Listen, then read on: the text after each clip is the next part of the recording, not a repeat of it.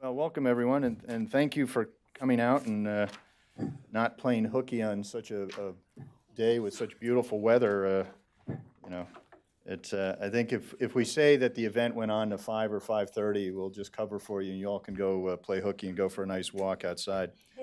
Well, I think the timing of this conference is very good. Obviously, we're on the eve of President Moon's arrival in Washington. I understand he arrives in just a few hours. And obviously, there's going to be a very important summit between Presidents Trump and Moon, really to try to figure out where we both go from here. I think South Korea, like many of us, were surprised by what happened in Hanoi. At least to me, it had seemed, reading all the tea leaves from Steve Biegun's speech and comments by Secretary Pompeo, that the U.S. was, however you want to describe it, lowering the bar, going softer, becoming more pragmatic, and that that the U.S. was going to accept kind of a continuation of what I would call the North Korean paradigm that we accepted in the Singapore summit. And then right on the eve of the Hanoi summit, there was media reporting that I think was quite accurate about the 4 or 5 points of what became known as a small deal that it looked like we were going to accept. So on that night, I'd gotten home at about midnight from my last interview, and the press or the summit statement was going to be released at 2 a.m. our time, and the press conference was going to be at 3:50 a.m. our time. So I set the alarm for 3 a.m. to get up and read the summit statement. And instead, I woke up and find out the president had already gone wheels up from Hanoi, and I'm frantically sending emails to Olivia, who was in Hanoi, like, what happened, And we had this frantic exchange of ideas, and so I ripped up the draft of why I thought a small deal was a bad deal and had to start from scratch. So it was a bit of a scramble. I think we also have a pretty clear difference of view between Washington and Seoul on how to proceed, and I think a lot of President Moon's agenda will be on trying to convince or implore the U.S. to have another summit, to lower the bar, to accept a step-by-step or an incremental approach, as opposed to what it seemed like coming out of Hanoi. We've adopted the higher bar of kind of, whatever you want to call it, the big deal, or no denuclearization until we get, or no benefits on sanctions until we get significant denuclearization. So to discuss these issues, we have a very distinguished panel. First, Scott Snyder from Council on Foreign Relations, Jung Pak from Brookings, also a former CIA alumnus, as I am, and then Olivia Enos from Heritage. Now, what I've sort of suggested to them is sort of the lanes in the road will be, Scott will start with talking about the U.S. ROK relationship and what President Moon's objectives may be. Jung is going to look at the Hanoi summit and then recommendations for U.S. policy. And then Olivia is going to raise North Korean human rights. It seems to have fallen off the table in the last year since Singapore, and it shouldn't. But also, the lanes in the road will have a very low curb, so everyone will feel free to jump the curb and go into the other lanes as we get into Q&A. And one final point is, if you like this panel, actually you'll be able to see it, most of it again, when Scott, Jung, and I are going to be in Seoul in about 2 weeks on the same panel at the Asan Plenum. So I guess we'll fix any mistakes we make and then do it the second time in Seoul. So anyway, thank you again for joining us, and I'll open the floor to Scott. Okay. Well, thanks so much, Bruce, for the chance to come over, and thank you all for coming out. And actually, Bruce has given me just enough. I usually agree with almost everything that Bruce has to say, but he's given me just enough to actually generate some disagreement and hopefully generate some debate, even though he's the moderator. So maybe I have an unfair advantage today. I don't know. It depends on how he plays his moderator role. And so I'm actually a little bit more optimistic than Bruce about managing any potential gaps between President Moon and President Trump. And I also see an upside to what I think can unfold from this, which compared to the other possible untraveled alternatives is a much better path. And so let me try to explain what I mean by that. First, I think that for President Moon, I mean, he was a spectator along with everybody else in watching what was happening in Hanoi. I'm sure that he was shocked because he is probably the individual that had the greatest stake in trying to see some kind of continued progress. Because after all, he's the one who, after Pyeongchang Olympics, cleared this roadway toward peaceful denuclearization that up until then was not a visible roadway. It was not a visible path. And now he sees the falling rock and the risk of an avalanche that might cover up that particular pathway, and he wants to try to do some road clearing. And so I think that along with his desire, which is a much more distant desire, I think, for progress in terms of inter-Korean economic integration, those are the stakes and the risks for Moon. He wants to salvage his signature initiative, but he has to also do it, and this is where I think it's important, he has to do it in such a way that he demonstrates no gaps in the approach with the United States. And so I do think that there are some differences between what Moon's preferred pathway is and what Trump's preferred pathway is. Namely, Moon wants to pursue what I like to call a denuclearization embedded peace process, and the U.S. prefers a peace-embedded denuclearization process. But I think there are ways to fuse those two positively. And so the reason why I'm a little bit optimistic is that I believe that instead of going to Pyongyang first, Moon is right to come to Washington first. And the reason why that's important is because of where we left things in Hanoi. I think there are two big gaps, but the critical gap is on substance. It's a gap with regard to how we define whether we achieved consensus between the U.S. and North Korea on complete denuclearization. And I don't think we did. I think it's pretty clear that what the North Koreans put on the table was actually a pathway to incomplete denuclearization. But I think the U.S. and South Korea agree on the necessity of complete denuclearization. And so I think there's value in Moon coming here first, hearing from Trump our commitment to complete denuclearization, and then possibly opening a discussion with the North Koreans about what they need to do. And I would actually argue that in the end, it's the same thing with regards to any kind of sanctions relief. That he can come here, he can hear from Trump what we've all read from Pompeo and others, very clear, no sanctions relief until after we are on a pathway to denuclearization. And he can take that message to Pyongyang. And that's important because what North Korea was really after, I think, in Hanoi was sanctions removal, whereas I think the only prospective thing that we can imagine would be on offer might be some kind of sanctions exemptions. And so I'm hoping that Moon can take those two messages, interact with the North Koreans, and maybe come up with something better.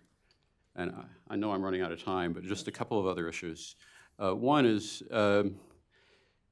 there's another proposition that I think is going to be tested by the Moon-Trump conversation, and that is a proposition related to the nature of the gap between the U.S. and North Korea. And frankly, I think the big difficulty that we're having in the interactions with North Korea is actually related to the fact that so far the U.S. and North Korea are facing what could turn out to be an unbridgeable gap on denuclearization. But there are also these process-related issues. And I think the biggest process-related issue that Moon may think he can try to address is what I like to call the vertical disconnect on both the U.S. side and on the North Korean side. And what that means is, how does the leader in the United States, how does the leader in North Korea interact with the bureaucracy? And so he's advocating this leader-led process, which frankly I disagree with. I think that we need a working level process in order to support a leader-led process. But he's advocating a leader-led process, which I think he's pursuing on the presumption that if we just get the process right, we can solve the gaps between the U.S. and North Korea. But I actually think that what we may discover is that the U.S. and North Korea have an unbridgeable gap so far on this question of denuclearization. And so it may be that this process helps to expose that. And then I'll just throw out one other thing that I think is an opportunity in terms of trying to revive some interaction between the U.S. and North Korea that I think may prove to be important. And then I'll stop. And that is, so far we've seen North Korea, frankly, I think, trying to grapple with the fact that a no-deal summit in Hanoi revealed Kim Jong-un's weakness. I actually think that's the biggest challenge that Kim Jong-un faces right now, is that his weakness has been exposed. And so far what we've seen, I think, post-Hanoi is the typical efforts by North Korea to try to cover over the weakness. One, signaling that they can possibly do something, edging back toward the kind of testing mode of 2017, but not wanting to risk taking a step too far. Two, exploring some diplomatic alternatives, reaching out maybe to Russia. We'll see what happens. What the potential interaction, I think, that can be generated from the Moon-Trump discussion and the likely outreach by South Korea to Pyongyang following that is a way that Kim can actually end up saving face a little bit. Because if Moon is asking him to do something, then it doesn't, then the weakness that Kim faces is not quite so stark or visible. And so I think that the North Koreans were going to be stuck in this negative cycle of trying to grapple with weakness without some additional stimulus that can help them change that narrative. And so I think that actually this process, I think that Moon may be aiming at, can help to do that. There's a whole bunch of other issues, I think, in terms of specifics that I'm sure we're going to drill down on with regards to how many bites should be involved in eating the denuclearization apple, those kinds of issues. But I want to stop there and turn it over to the rest of the panel. Yeah, thanks, Scott. Yeah, when you talk about the vertical disconnect, what I've referred to as the three divergences between the U.S. and North Korea, the U.S. and South Korea, and President Trump and the Trump administration. But I hadn't thought really of the Kim bureaucracy disconnect. That's another good one. Joan? Thank you. And Bruce, thanks for bringing us together for this conversation. Can I just say, just right off the bat, that I hope this is a good meeting, and I think it'll be a good meeting. I think both sides will try to make sure that there's more alignment than not. And I would hope that President Trump says that the alliance is great and the U.S. is committed to the region, because I can't remember the last time the president has said that. It used to be part of the usual talking points in terms of when leaders from the East Asia region would come by. There was one of the first lines was always, South Korea or Japan is a great ally and partner in the region, and the U.S. is really proud to have these shared values with our partners in the region, and so you get my point. So I think that would set a right tone for whatever joint statement comes out, and I also hope that the president doesn't bring up more comments about how the alliance is too expensive. It's not helpful. Those kinds of things can be said in private, but at least publicly, I hope that the Trump and Moon show strength together rather than divergences. I think Scott gave me a really great transition when he says that North Korea is grappling with the weakness, and I think he's absolutely right. And instead of scrambling to give North Korea a basket of additional goodies or buckets of goodies, I think this is an okay time to regroup and talk to our partners in Asia as well as in Europe to make sure that that everybody's on the same page. So I think we're okay. So I'm in the I'm not completely pessimistic on what's happening right now. But I do think that what the Hanoi Summit and the failure to have an agreement shows is not to never setting aside the Trump administration issues. And policy coordination. I think that Kim also miscalculated, and that this does expose, as Scott mentioned some of the clumsiness in North Korea's decision making, or Kim's thinking about how he is approaching the U.S. issue. And I think for what it's worth, Kim basically told us what our leverage is, and that's sanctions. He wasn't really as interested. He was willing to forego security guarantees in the liaison office or potentially a peace declaration, because sanctions were what North Korea was laser focused on, and that I think suggests that that's what the regime is focused on, and it's also we see some reports and anecdotal information trickling out of North Korea about how sanctions are biting, where factories and mines are shuttered or suspending operations. Workers are told to go and make their own way, or overseas laborers being pressed to supply more money for the regime, for the regime's priority projects within the country. So I think sanctions are there and they need time to work. This is a good time also for, I think, the U.S. I think what the Trump administration officials are doing is to make sure that everybody's on the same page on North Korea. And there's nothing wrong with consulting with Chinese leaders, Russian leaders, as well as South Korean and Japanese officials on the next ways forward. So I think this. There's certain things that North Korea can do, and I think we can use this time to prepare so that there are no surprises. Right after the Hanoi Summit, there was a lot of speculation about North Korea doing a potential space launch, and I think this is a time to brainstorm about the range of actions that North Korea could take, so that we have a set of actions and measures already in place before even those things happen, and we can respond quickly to North Korea.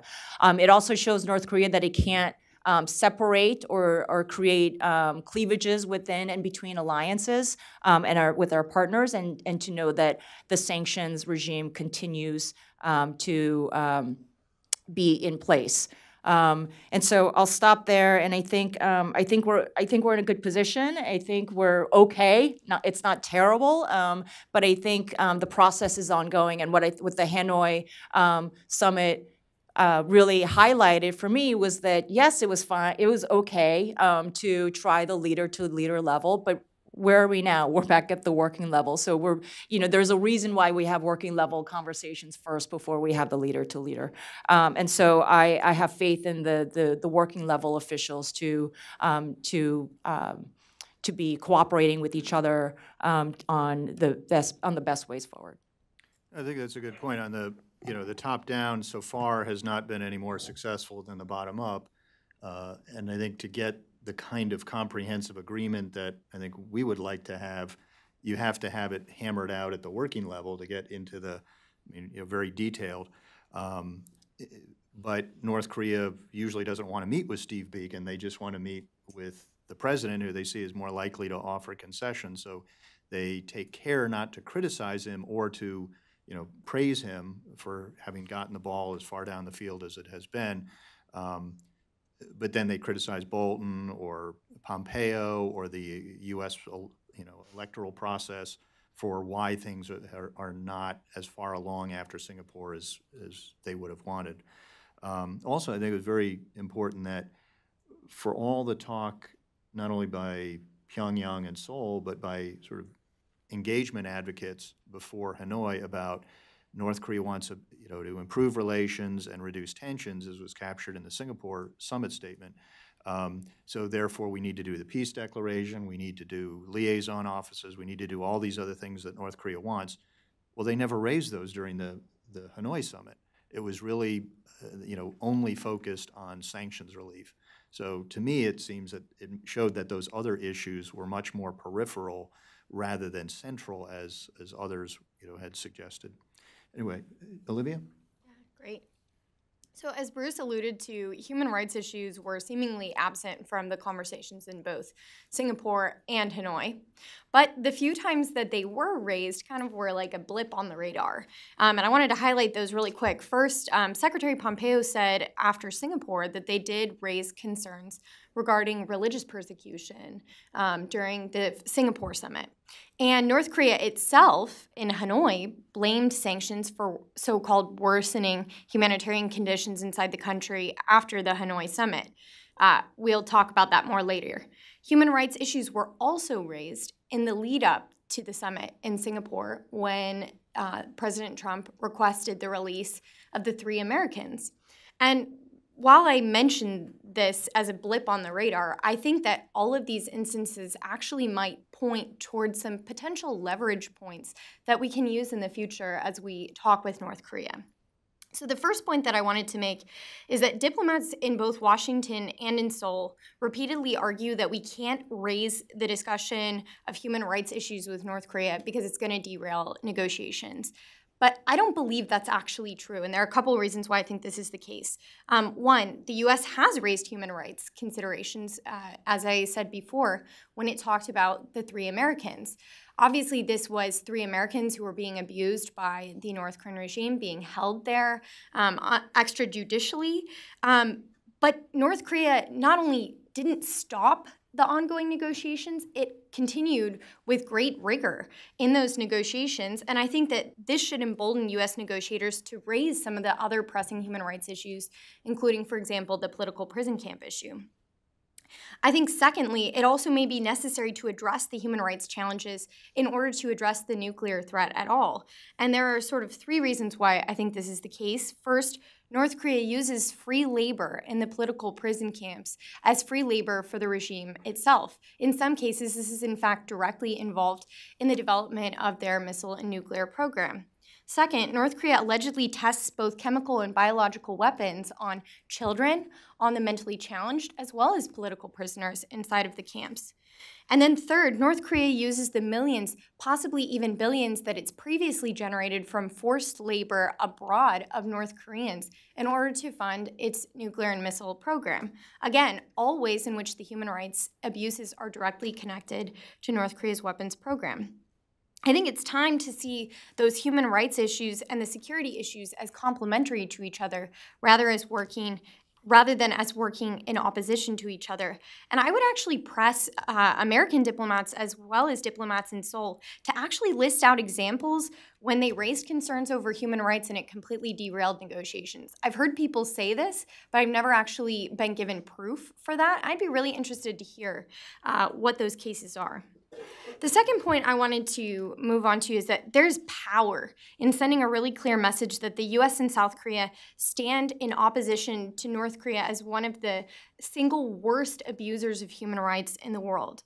I think it's a shame that, it was really wonderful early on in the Trump administration that President Trump strongly highlighted human rights issues, not only in his address that he gave before the National Assembly in Seoul, but also in the State of the Union address when he highlighted Ji Sung-ho, a North Korean refugee, and also when he chose to meet with North Korean refugees. But all of that strong rhetoric condemning North Korea's human rights abuses went straight out the window as soon as there was opportunities for diplomatic engagement both in Singapore and Hanoi. And in Singapore, he made inexplicable statements about Kim Jong-un loving his people, respecting his people. And then, of course, in Hanoi, he even made excuses for the Kim regime about not knowing about what happened to Otto Warmbier, which is pretty incomprehensible. But it's not only the U.S. who is failing to raise the human rights issues. Seoul has, frankly, been really bad from the start. Moon Jae-in, for example, has allegedly been silencing the activism of North Korean refugees, as well as several NGO groups.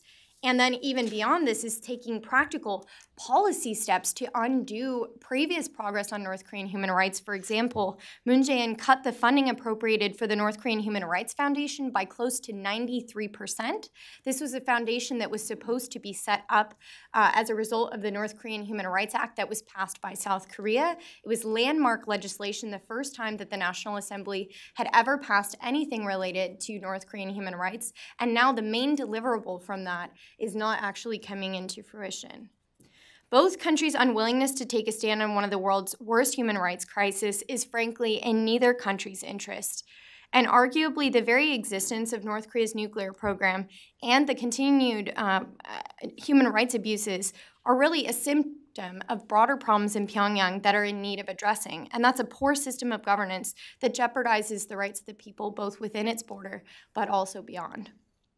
The third and final point that I wanted to take a look at is sort of the next steps for holding North Korea accountable and the opportunities that are perhaps presented through this upcoming Trump-Moon Summit. First, as several of my co-panelists have noted, it was clear from Hanoi that North Korea sought sanctions relief. And one of the primary excuses that it gave for that was that the sanctions, North Korea said, were affecting the humanitarian conditions there. And we know that that claim that the sanctions are the primary reason why there's a humanitarian crisis or serious humanitarian issues inside of North Korea are not because of the sanctions. They're because North Korea, the Kim regime, mismanages its resources.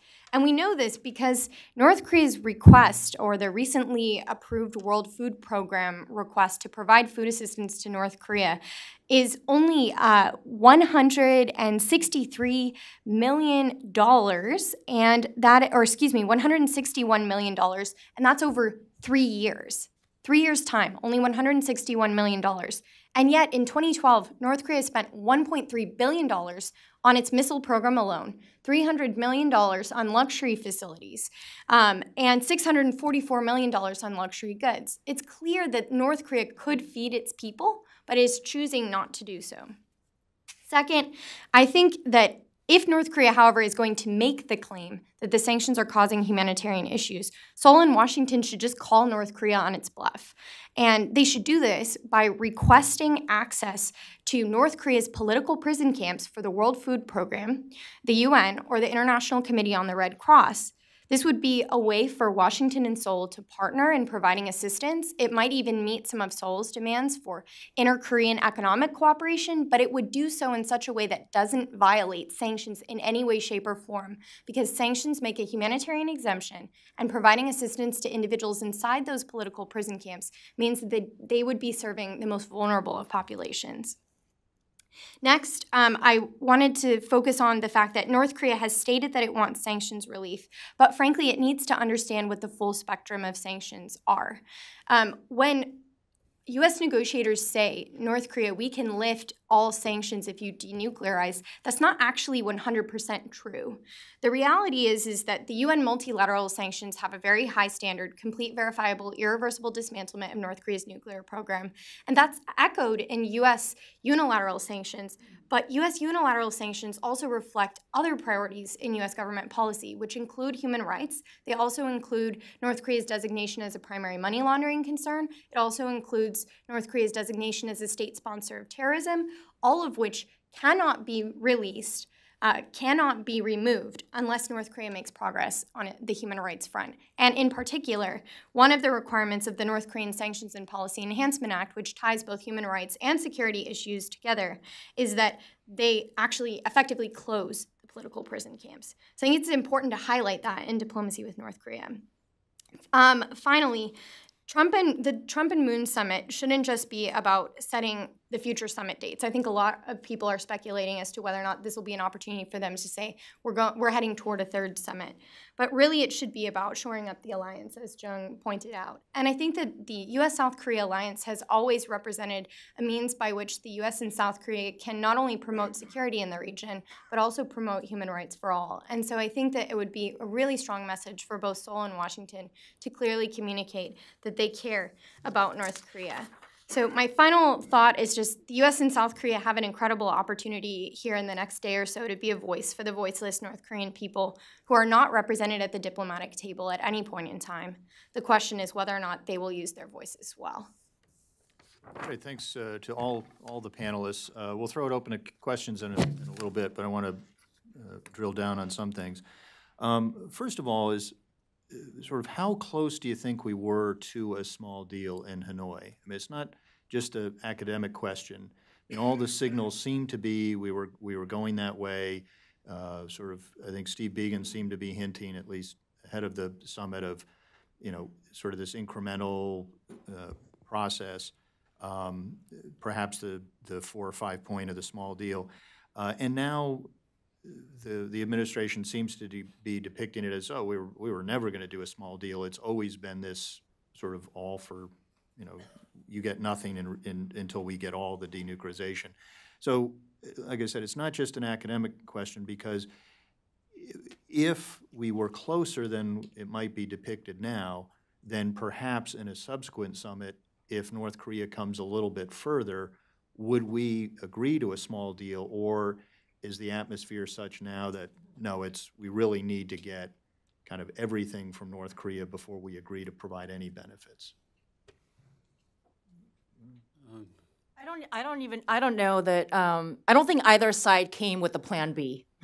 That they came with plan A, and it wasn't just the President Trump who came with plan A and that's it, but I think Kim Jong-un also came with plan A and nothing else. And I think there was genuine surprise from Kim that he wasn't able to use his personal relationship with President Trump to come out with the big deal that he wanted. So I don't think that there was a small deal for either side, that either side envisioned a smaller deal. So, and judging, looking at this from the outside, some of the discussions and some of the North Korea's actions in the lead up to Hanoi, I didn't see any indications that North Korea was serious about having a serious conversation about denuclearization in the first place, and so I think that some of the signposts were there that it was not that we weren't going to have a small deal. I think a lot of the commentary has been colored by so much speculation that people began to expect that there would be some inter-Korean engagement, economic engagement projects that would be okayed, and that there was going to be a peace declaration, and that there was going, and liaison offices. But it sounds like all those things were there on the table, but that at the end of the day, North Korea was just not interested.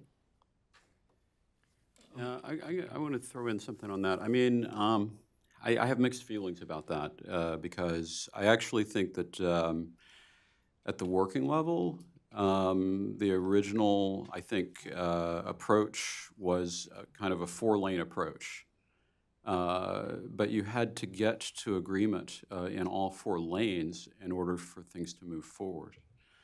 And so, on the one hand, we know that there was a 4-lane type of approach that could have led to something, but it could only lead to something if you can settle on the fundamental agreement about where you're going, complete denuclearization.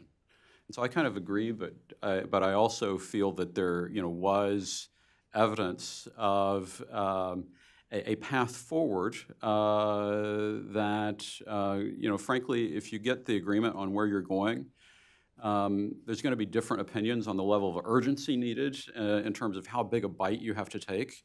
But without the agreement, you really can't do anything. And I think that's where we ended up. And so I actually think that if it's possible to come to an understanding that we're headed toward complete denuclearization and that we're not going to call incomplete denuclearization complete denuclearization, then you can imagine several bites of the apple in order to get to where you need to go.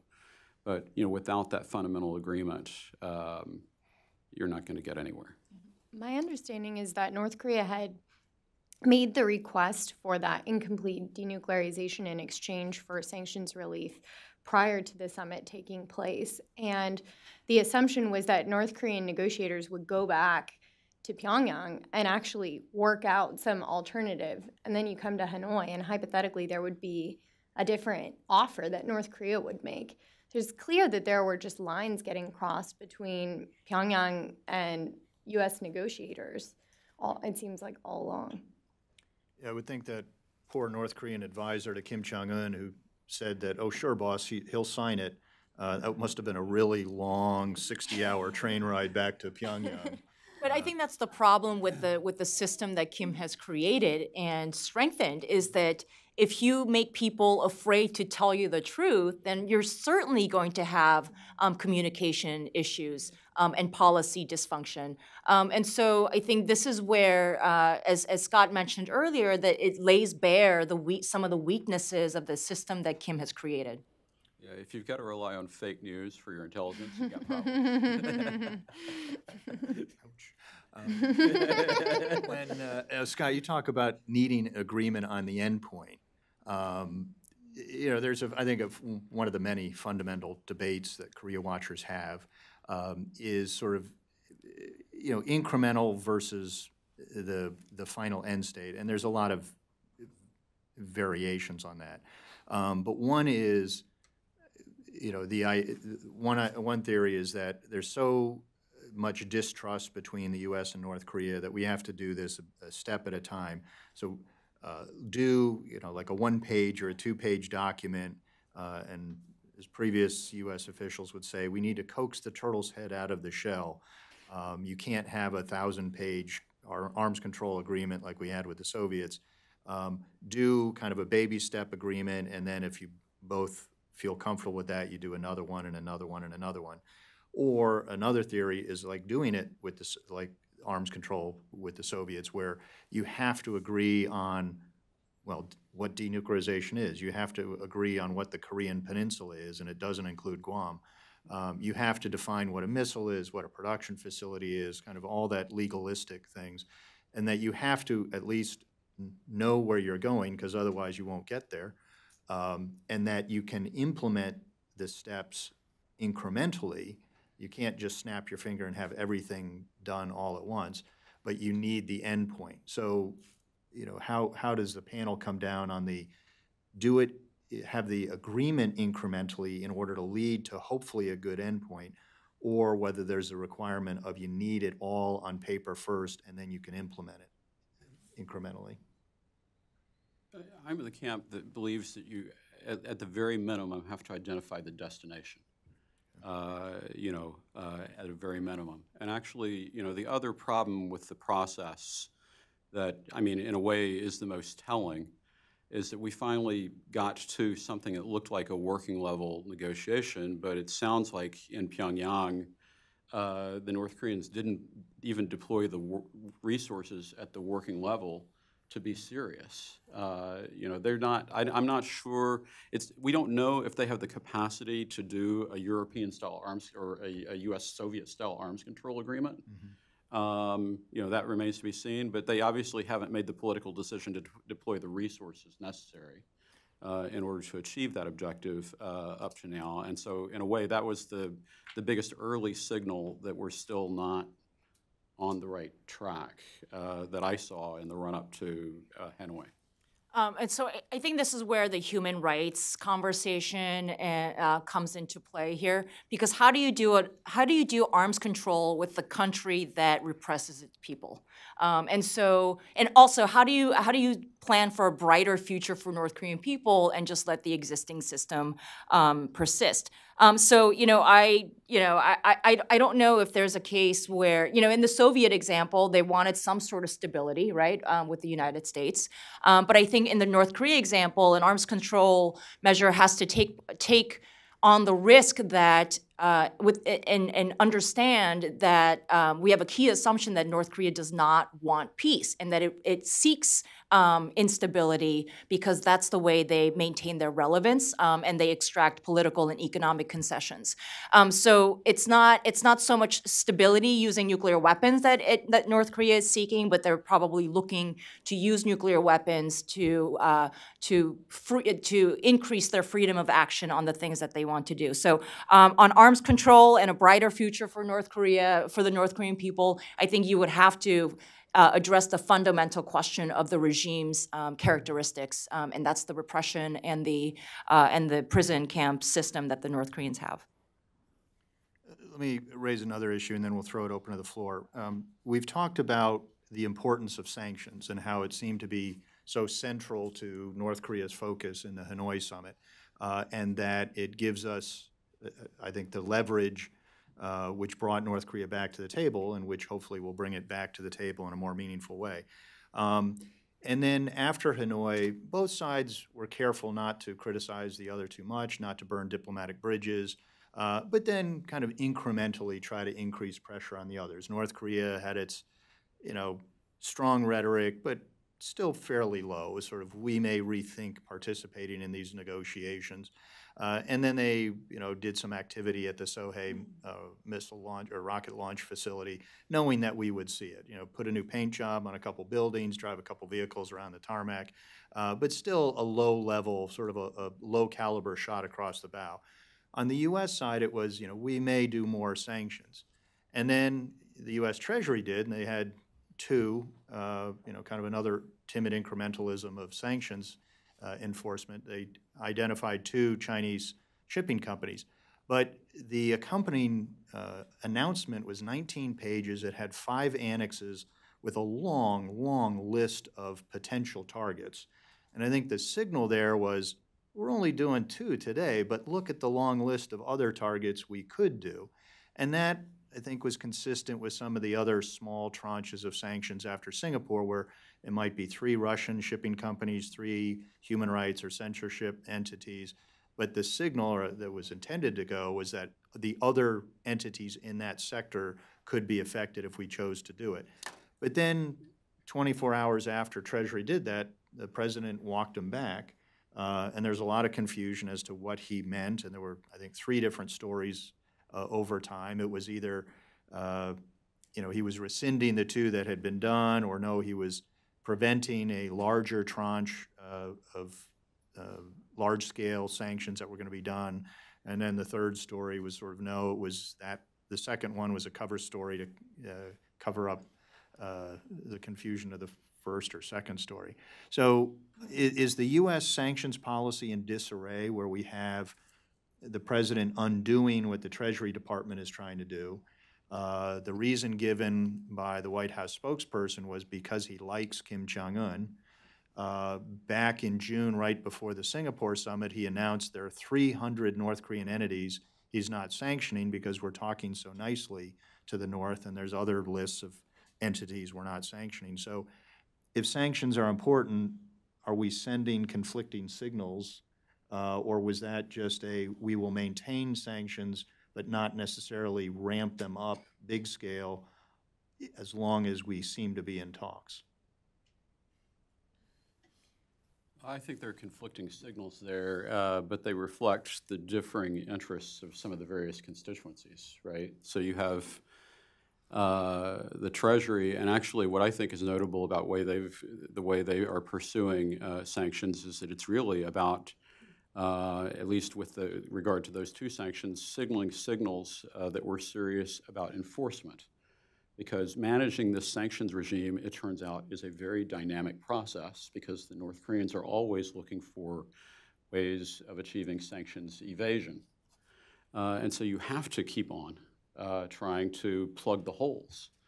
But the president, I think that he looked at it more as a tool by which to send his own messages about the possibility of maintaining symmetry with Kim Jong-un.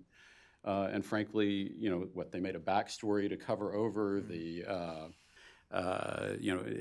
explanation for the tweet and all that. And so, I mean, I think that his interests are clear, but they're in conflict with the objective of the Treasury. And then you've got the Hill, which is basically building on Jung's point. We know where the weakness is. Let's exploit it by doing expanded sanctions, secondary boycotts. And so you've got all three of those differing positions on sanctions, projecting disarray, but actually also, I think, reflecting the respective interests of the constituencies in the discussion. I think the most important headline, if you will, coming out of the Hanoi Summit was that North Korea cares desperately about getting sanctions relief.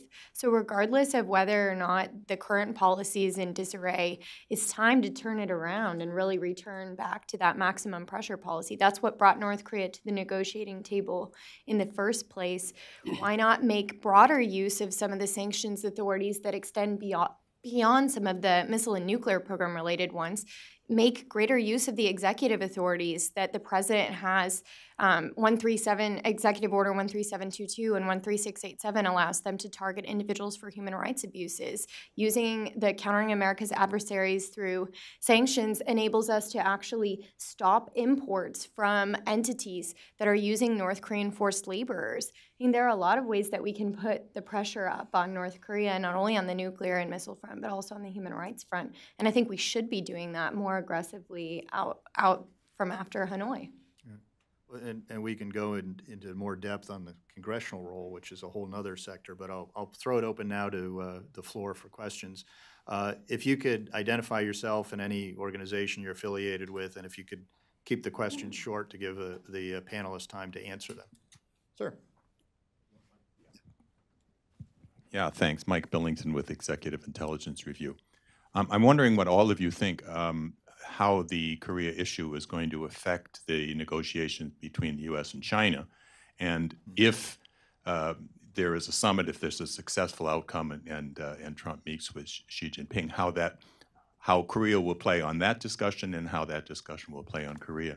And I'd ask the same question about Russia, with the collusion hoax pretty much knocked out.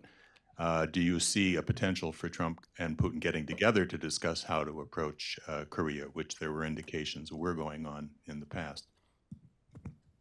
Good questions. It sounds like it's more likely that Kim and Putin are going to get together to talk about this rather than Trump and Putin, is what I would say on that. Yeah. And then, I don't know, on the relationship between the U.S.-China trade negotiations and the North Korea issue, it's kind of a complicated story under the Trump administration, because you'll remember back in the run-up to Xi, Trump, and Mar-a-Lago, it seemed like Trump was linking Chinese performance on application of sanctions on North Korea to the U.S.-China economic relationship. And I actually think that that worked to the extent that Xi performed in 2017 on putting pressure on North Korea. But then, if there was a tacit deal not to pursue a trade war with China, it looks like Trump broke the deal in early 2018 by pursuing the tariffs. And so, I think that bureaucratically these issues are not linked whatsoever. They can only become linked at the Trump-Xi level. But I think that the lesson, if I were Xi Jinping, that I would take from this is avoid linkage between North Korea and trade. Keep them separate, regardless of what sort of approach Trump might take on that in the context of a Mar-a-Lago 2 or wherever they're going to do that. I think here we have to exploit the convergences in policies of the three capitals in Moscow, Beijing, and Washington, that China and Russia, regardless of what some of the other conflicts that we have with those countries, that they both want denuclearization of North Korea. And their time frame is different, and their methods are different, but the end goal is similar enough that we can continue to cooperate with Beijing and Moscow on this issue. So I think as we look for North Korea's intentions on resuming dialogue, that it's important to that at the working levels that Washington officials are talking to their counterparts in the region to make sure that, one, we know what to do if Kim visits Russia. Two, we know what to do if they do a space launch. Three, we know what to do about cyber attacks, which are ongoing. And so, they're having looked at North Korea for decades, right? So, collectively speaking, from just from the people on the stage, that we kind of know what North Korea might do to mitigate sanctions. And so that's and we don't have to wait for them to do those things before we start talking about various responses to show unity, to show that we're serious, and to show that, they're not going to be successful in dividing and conquering. Go ahead. I would reiterate Scott's point about not linking the China trade issue and the North Korea issue, but I would also note that I find a lot of times in conversations about North Korea, China is pointed to almost as this silver bullet, like, oh, if only we could get China to enforce the sanctions, or if only we could get China on board with certain things. And I'm not sure that it's the silver bullet that it's really made out to be. I think a lot of times there is an overemphasis and an overfocus on the role that China can play. But I think that the U.S. has a lot of diplomatic power and a lot of soft power with other countries in the region, in large part because of its own alliance relationships, not only with South Korea, but certainly with Japan and otherwise. And those should be the ones that are really strongly emphasized when we look at negotiating with North Korea, even though I think China has an important role to play, certainly. And it was helpful when China was, to some extent, instituting and ensuring that North Korea wasn't cheating so much on its sanctions.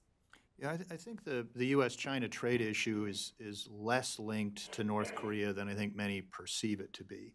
I think the administration is sort of pursuing different lanes in the road that are pretty separate. I think on the trade issue, that's obviously of great importance to the administration, and it's a response to not only the trade imbalance or the trade deficit, but sort of the much more widespread view in Washington now than years ago of the need to confront China over its unfair trading practices.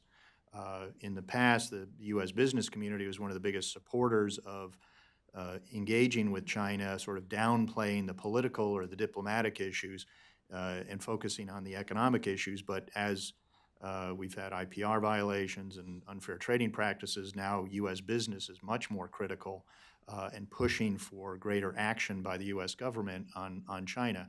And then we can debate what tools we can use. The Heritage Foundation has been quite critical of the Trump administration's reliance on tariffs, which we see as taxes on the American people. We think there are other ways of going about it. But I don't think there really is a sense in the administration of we'll press China on trade issues in order to get them to be more supportive on North Korea and then vice versa. So I think it's not as linked as people might think it is. Sir, why don't we go? My name is Don Kirk. I'm a journalist. I've spent some time in South Korea. I get the impression that the U.S. and the government of the ROK government are not at all on the same page. I got the feeling from a couple of remarks that I heard that some of you think that they are pretty close, but I think they're very divergent, and I think that it could be even a deepening divergence. This is my recent impression from having talked to quite a few people there. So I wonder how Trump can get on the same page with President Moon, and how they can rationalize and overcome and bridge this growing chasm in views about how to deal with North Korea. If you could explore that a little further, I would be interested in going beyond what you said about how, they really are okay with each other and all that, because I don't think they are. Thank you very much. I guess I can take a stab at it. So I'll use the example. When President Moon visited the U.S. for the first time, he made some really good statements while he was here. And it really made it sound like he was on the same page as the U.S. in a lot of regards. He actually, at that point, maximum pressure was sort of the name of the game. And so he emphasized that a lot in his remarks, whether that was the public remarks with the president or in remarks that he gave at CSIS or otherwise. And I had the opportunity to travel to South Korea a week afterwards and meet with a lot of different folks who were in various government agencies there. And I was surprised to hear the complete opposite being the case, that the focus really was on diplomacy and détente to some extent, and much less of an emphasis on the sanctions themselves or helping the U.S. to institute them. I think that there are some questions. I think Scott sort of got at this in his remarks when he said, South Korea is really leading with a peace-focused process and will institute sanctions to the extent that they see that as in their interest and also out of respect for the alliance itself, whereas the U.S. will definitely emphasize more of a maximum pressure strategy with peace and any other offsets being there. That being said, I think both the U.S. and South Korea, regardless of the president's rhetorical commitment to it or not, recognize that the alliance itself is a longstanding and important part of U.S. strategy in Asia that goes even beyond deterring conflict on the Korean Peninsula. And I have hope that that will endure regardless of statements that may come or go. Yeah, I mean, so here's the reason why I think that they're basically have to be mostly on the same page with each other. A, it's an alliance, and so we have to come to a joint position.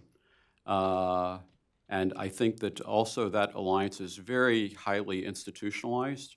We've just had defense minister meetings and foreign minister meetings in addition to consultations, on this summit process. But maybe most important, the South Korean president, regardless of his personal inclinations, and I don't know what they are, but he is under a set of political constraints that we have to recognize. One, South Korea needs the alliance for its defense. It's been very clear. Secondly, public opinion in South Korea is more pro-alliance than it is pro-North Korea. And thirdly, there's the domestic constraint generated by South Korean politics. And we're going to be coming up to a National Assembly election next year. And I think that if President Moon, if a rift appears, a deep rift between the U.S. and South Korea, Moon is the one who has the most to pay. And then my last point on this is, as evidence that actually the U.S. and South Korea may be pretty closer to each other than further away, is you've got North Korean propaganda outlets criticizing Moon for being too close to the United States. So there must be a reason why they're putting that out. I think there are probably a variety of reasons why they're putting that out, but one of them may actually be that South Korea is cooperating with the United States more than North Korea would like. I think Scott's absolutely right, and I think that especially on the institutionalization, the relationship is deep, and it's at multiple levels. And I think when I look at what happened after Hanoi, President Trump called President Moon from the plane. There was an immediate meeting of the South Korean and the Japanese nuclear envoys with Steve Biegun, our special representative. They were also in Hanoi, making sure that everything was coordinated. The working levels are still ongoing. So I think we have professionals in the government who are used to doing this, and this is just part of their muscle memory of doing this. And working with our allies in the region. So I think when it comes to the alliance, I think there are, as Scott mentions, there are lots of constraints, institutional and political and otherwise, that point to more flexibility and resilience, I hope, than what might seem as apparent fissures. Yeah, I'm going to jump in here too because it's an important point. A lot of it depends on who you talk to in both governments, how well you know them, how long you've known them, and how many bottles of soju you've had at the time.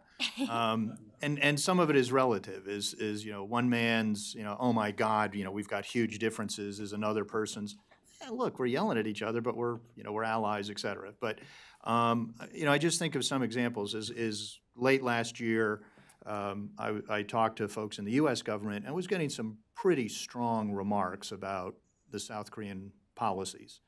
and sort of these are we've sent strong messages, and the differences are getting so strong, we may not be able to keep this dispute behind closed doors. And then I'd go to Seoul and hear, I don't know what you're talking about, Bruce. We're going along great. Everyone loves each other. There's no disagreement whatsoever. It's like, okay.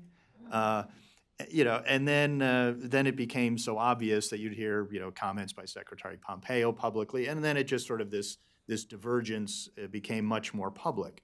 And then another thing is I hosted private meetings with a delegation of South Koreans late last year. It was current and former officials. And we had meetings with U.S. officials, former U.S. officials, congressional staffers, current members of Congress. And the message from all of the Americans was, we're very skeptical of North Korea, and we think South Korea is going too far too fast.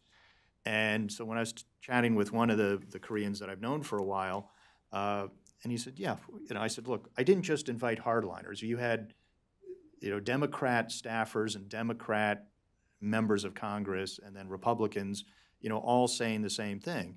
And they said, oh, yeah, we got the message. I said, the other message is we're much more frank when we're talking amongst ourselves, amongst the Americans, about South Korean policy. And that's when his eyebrows went up. It was like, oh, okay, because we thought it had been a really stern message. I said, oh, it was much more polite than behind closed doors. So I think there are divergences on the approach. Now, that doesn't mean the relationship's in danger or the alliance is in danger. It may just be there's some free and frank exchange of ideas behind closed doors, and then publicly everything is on the same page and shoulder to shoulder. But I think there are just two very different views of approaching North Korea. One puts the cart before the horse, the other wants the horse before the cart. But it's something that we need to try to resolve because we're in this together. The other thing is on some unrelated to North Korea issues like the Special Measures Agreement negotiations. Those were unnecessarily contentious.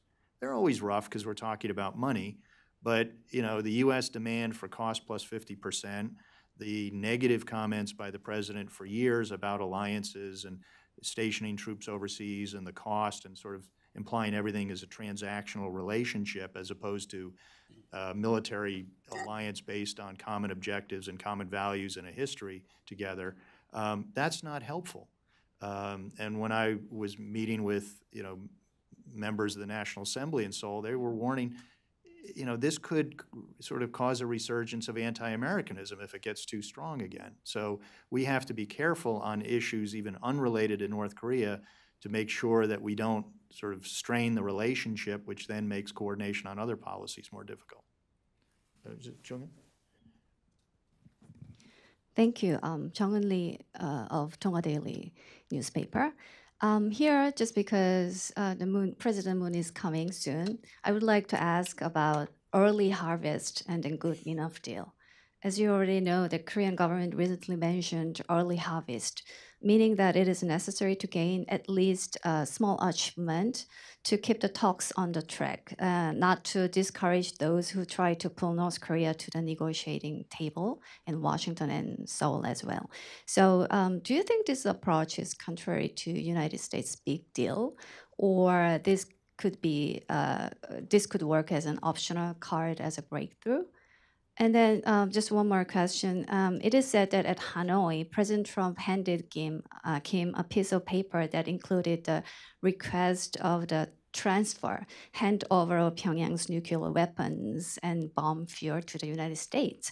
So do you think it is a deal that Kim could accept or too much for him? Because in South Korea, it is said that John Bolton's approach is sometimes too hawkish, so he plays a negative role to make a progress. And I would like to ask what you think about that. Thank you. I might just start with, I think for an early harvest, you at least have to have the denuclearization sprout above ground, but lest I be pessimistic. Any of you want to tackle that? Yeah, so that sounds good, but when I look at what President Trump has been saying, I mean, there are lots of inconsistencies and unpredictability in what the president says, and a lot of freelancing on his part. But the one thing that he's been consistent on is no sanctions removal without denuclearization, and two, the administration has been touting the fact that they're not going to be like the failing of previous administrations that lifted sanctions prematurely before North Korea made irreversible progress on their nuclear weapon on denuclearization, and so I think that's President Moon's prerogative to raise that. I think he wants to encourage continue dialogue, but I would be surprised if President Trump agreed to a significant change in the way he's looking at the nuclear weapons program. Secondly, I think kind of your question about John Bolton, the National Security Advisor, I think relates to the previous question from Don Kirk on the alliance. The blame after Hanoi wasn't on President Trump or the administration writ large; it was on John Bolton. And so, I think that might be a little bit misplaced because I think that the Bolton strain of thinking was always there. It just didn't rise to the surface as often as the other side, as other parts of the conversation. So, I think Secretary of State Pompeo left some wiggle room. Was it today or yesterday in some interview where he said that he wants to leave some wiggle room on the sanctions. So I'll just leave it at that and see if my panelists have other comments. I might just add will North Korea agree to it, and shouldn't we water it down? I mean, first of all, I'd say look at what's required under 11 UN resolutions. It's North Korea not just not test, it's that North Korea abandon its nuclear, missile, and BCW arsenal, as well as all production capabilities thereof. So that's what they're required to do under the UN resolutions, and nowhere in the resolutions does it say, in return, you get X, Y, and Z. I mean, something else that might seem really hardline would be if we were to say, the North shall not test, manufacture, produce, receive, possess, store, deploy, or use nuclear weapons. The North shall not possess nuclear reprocessing and uranium enrichment facilities, and the North, in order to verify the denuclearization of the Korean Peninsula, shall conduct inspection of the objects selected by the other side and agreed upon between the two sides. I mean, that might be seen as really outrageously hard line. That's what North Korea agreed to in 1992. It was a North-South agreement, but they've already agreed to that. They've agreed to 4 agreements where they promised never to do what they then did, and then they had 4 agreements promising to give up what they promised never to do. So, in a way, we're asking North Korea just to do what they've already promised to do and what they're required to do, and yet that's depicted as the hardline position. Let me just add, the person who's been most, I think, vocal about the situation you described related to early harvest is really, Victor Cha. In response to North Korean intransigence, everybody comes to the United States and asks the U.S. to make a concession. But I think that, actually, if that is what the South Korean government intends, I don't think that it's going to work at this time, because the critical things that are needed for this process to go forward are actually concessions that the North Koreans are going to have to offer. So I see this conversation between Moon and Trump as a framing device for a South Korean outreach to Pyongyang. And it's very important that the South Korean envoy goes to Pyongyang armed with a very recent and authoritative understanding of the U.S. position. And so that's the way I think this is really, more likely to go forward. What we need is, from Pyongyang is an understanding that we're going to achieve a U.S. definition of complete denuclearization, i.e. not incomplete, and also that the pathway is going to be not a sanctions removal pathway, maybe a sanctions exemption pathway, maybe. We'll have to see what that looks like, but not a sanctions removal pathway. You know, I think that's right. But you know, all of the, you know, if Moon does plan to send an envoy to Pyongyang, that's dependent on what Pyongyang wants and says. You know, he's not going to go just uninvited to North Korea to talk about these things. And from what I'm seeing from North Korea's posture, it sounds like they don't want to talk to anybody right now, and that a South Korean envoy might not even get to go to even talk about these things. But I think Scott's right on that. You know, this is an important meeting to figure out how to get North Korea to change its mind. And the other big event tomorrow, which we may hear of tonight, our time, is what Kim's speech to the Supreme People's Assembly is, whether he signals a, hey, we want to keep talking, or a, you know, quiver and obey type of message. We're not sure. So I think a lot of us are going to be hitting refresh on the Google search tonight. And there are other ways that North Korea can. I mean, North Korea not talking, I think, will make a lot of people really nervous, and it'll fuel their calls for North Korea to, or for U.S. to give to give concessions, right? And I think that was probably one of the aims of, you know, remantling, what's the word for, on the engines test site at Seoul, that, you know, showing some movement there, you know, and inspiring lots of speculation about a space launch that, you know, never happened.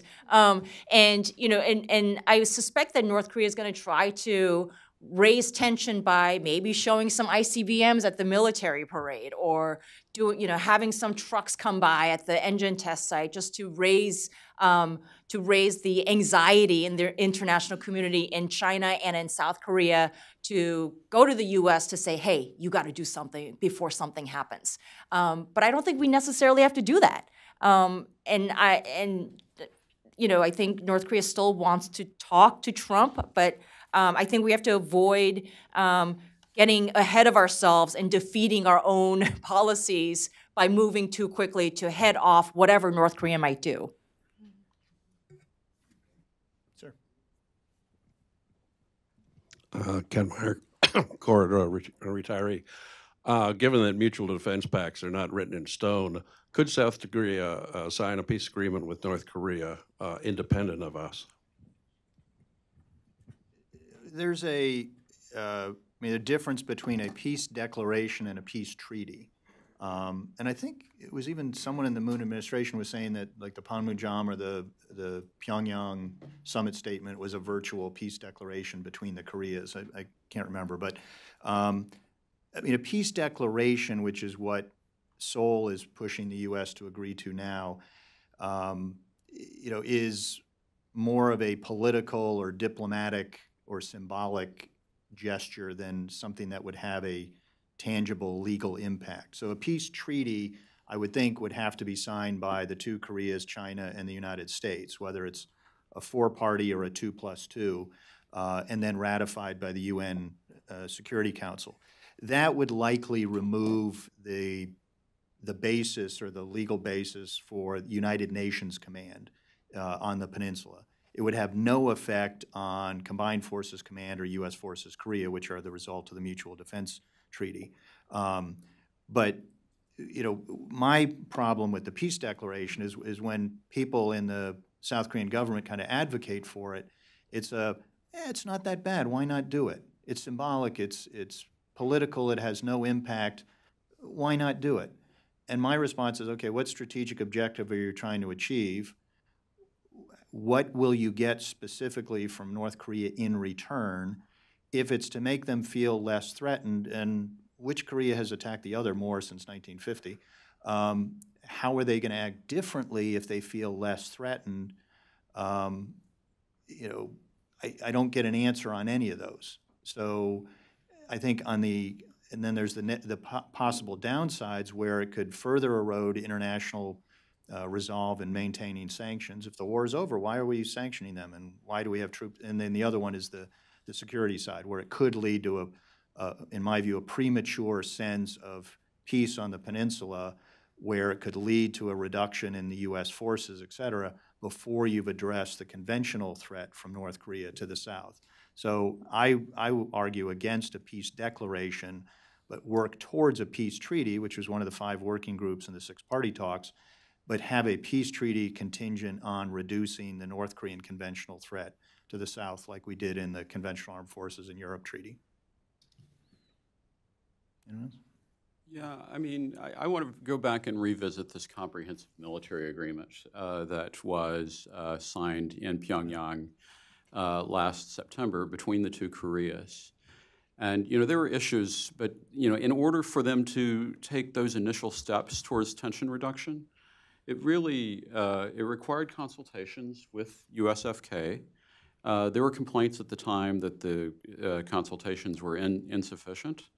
But the fact of the matter is that, almost any additional step towards reducing tensions, or if they did a comprehensive military agreement too involving operational arms control issues, that would really require, I think, extensive consultation with the United States in order to pursue that without risking the security guarantees that are provided by the alliance. And so, I mean, in a way, the real counterintuitive question would be, okay, what if Moon and Kim decided to do a joint declaration of peace on the Korean Peninsula? What would happen in South Korea? I mean, I don't think that would get support from the public, judging by all of the opinion polling that I've seen. It would be a huge mistake. And so I actually think that we're lashed up in ways that really make U.S. cooperation in support of tension reduction necessary as a vehicle by which to continue to maintain South Korea's defense. And so I just, I think that we will be involved. It doesn't necessarily have to be an overt smothering involvement, but we will be involved. And I think that the political orientation in South Korea and U.S. interests are sufficiently convergent that that is a process that will require U.S. involvement.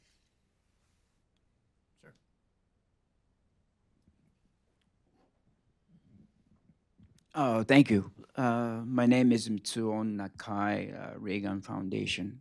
I have talked to few experts, including one physicist, and they all say it'll take about 10 to 15 years to completely denuclearize in North Korea.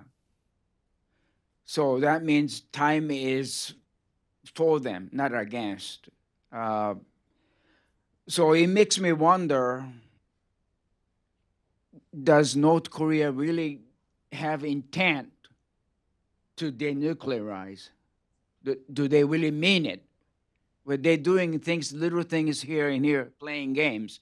So point blank, my question is, do they really have an intent to denuclearize? I mean, I don't think so, but if yes, under what circumstance?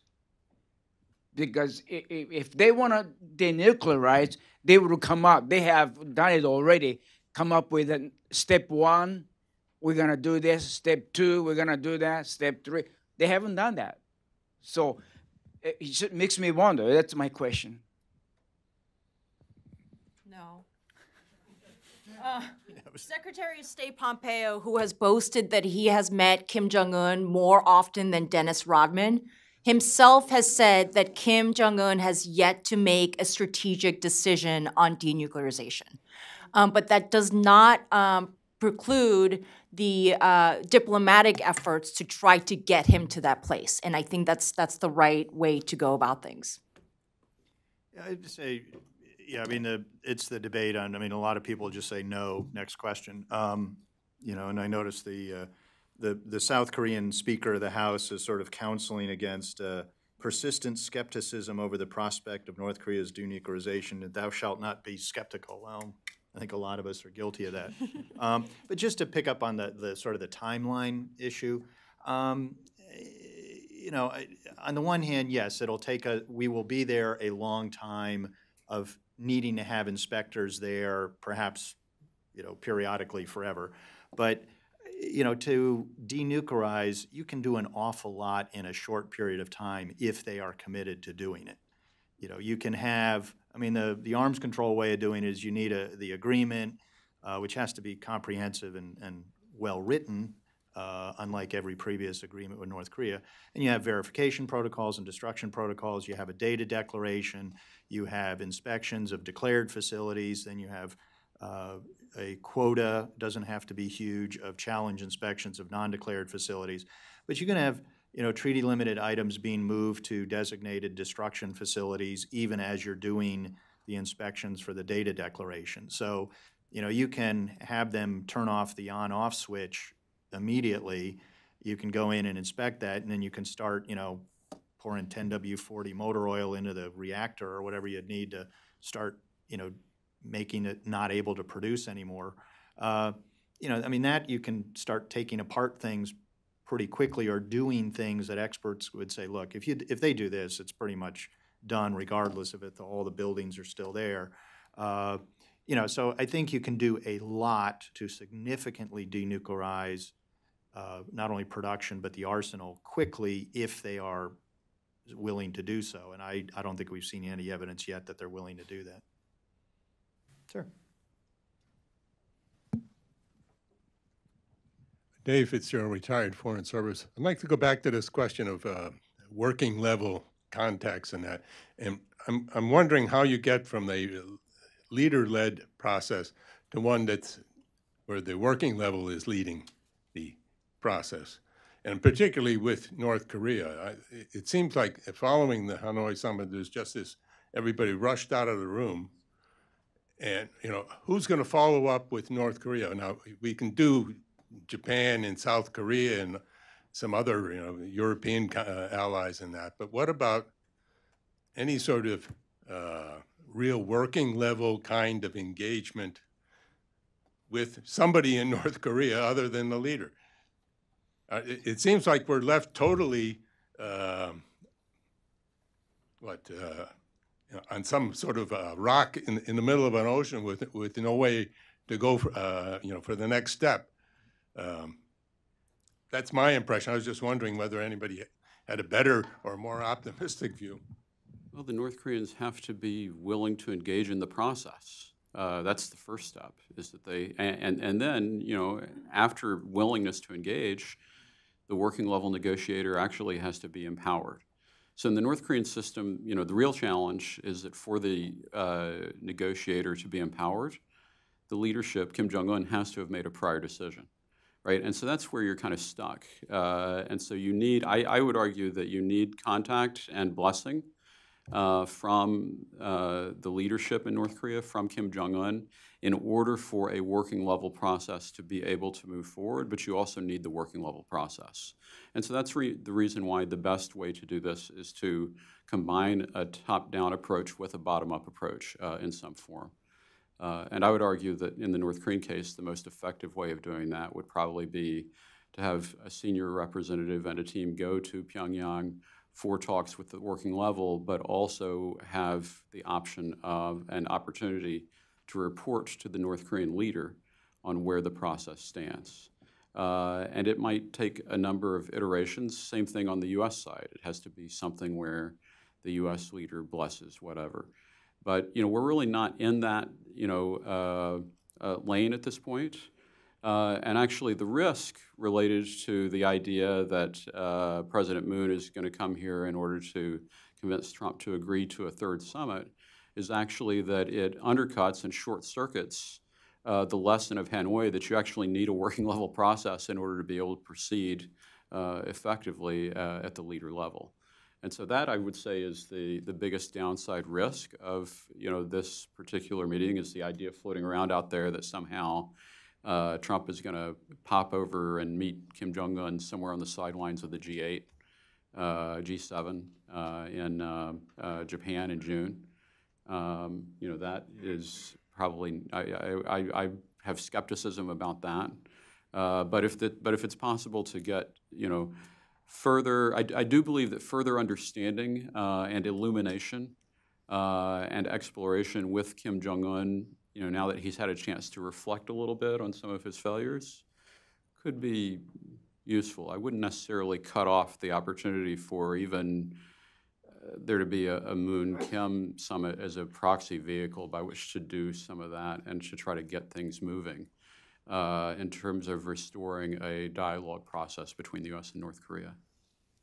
I think, right at the end of the Singapore joint statement, it said the two leaders agree to quickly convene working group meetings, and then the U.S. will say that didn't happen for 6 months, and it only started, when we had a Oval Office meeting again, and then the subsequent meetings were in large part logistics for the summit, or the North Korean negotiators authorized to talk about everything but denuclearization. So, I mean, I think, Steve Biegun can be on the phone to Pyongyang and he's just sitting there listening to music. So you need Pyongyang to actually be willing to have the meetings. I think North Korea would rather have another summit because they think they'll get more from Trump. But the problem is, which Trump shows up at the next summit? Is it the Singapore Trump who is willing to sign a flashy agreement that gave away stuff and got nothing in return? Or is it the Hanoi Trump who's like, no, if this isn't a good agreement, I'm going to walk? So I can't predict which Trump will show up at the next summit. I think we have time for one more because one of the panelists has to go at 4. Sure. Yeah. Hi, I'm James Martone from Sky News Arabia. So I guess I do have to agree with those who express doubt that the North Korean leader has anything to lose by giving up nuclear weapons. I mean, by all accounts, he's megalomaniac. He does whatever he wants. I mean, is it really realistic to think that there's some sort of pressure on him, diplomatic pressure, his diplomats? I mean, you yourself pointed out that are they going to tell him the truth or not? What sort of is there any public opinion? Is he under any sort of threat from anybody or to go ahead and denuclearize from within? Do people have a say besides him in North Korea?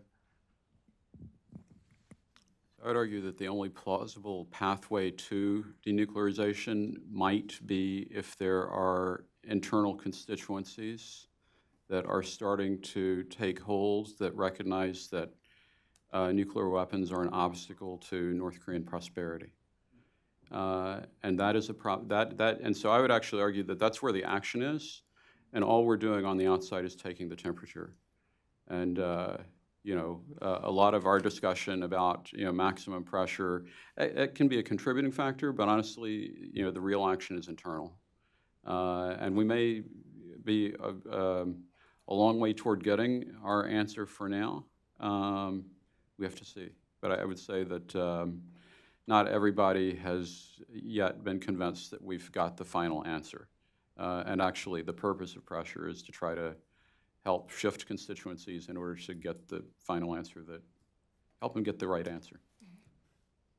I think Kim is also trapped by his own rhetoric in that he so personalized the weapons program and economic prosperity that he kind of has to deliver. And the fact that the regime, the North Korean regime media has touted, Kim getting on the train to Hanoi, Kim, strolling through the streets of Singapore. I think that he has in a certain way has boxed himself into making sure that he has to deliver. And I think, the external pressure is to create that internal pressure.